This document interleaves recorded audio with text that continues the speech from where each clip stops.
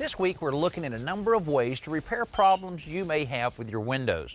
Now, many years ago, window manufacturers introduced double pane insulated window units. Now, this is two panes of glass that have a gap between them anywhere from 1/4 inch to an inch that allows an airspace there that provides a great insulation blanket between you and the elements outside. Now, these work great and they're used in almost every part of the country, but the problem is if any moisture gets between those two panes because of a broken seal, it'll end up looking like this, pretty unsightly, all fogged up, and this only gets worse. Now, probably still fairly energy efficient, but definitely is not something you would want in your house. Well, if you're faced with this problem, here's several options. If you have a wood house, very easy just to pull this wood trim, pull the window unit out, get a window unit the same size, nail it in, put the trim back on, and you're in good shape. Another option would be to replace the window pane that's having all the problems.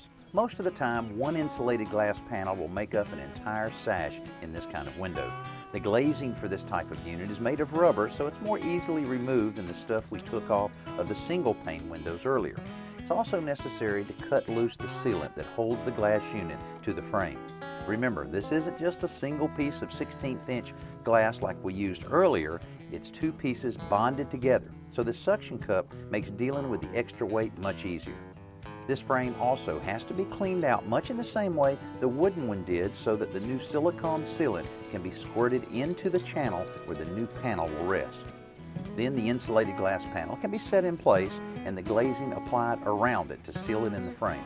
This process isn't rocket science, but it does require some specialized tools and a brand new insulated glass unit to replace each one that's fogged.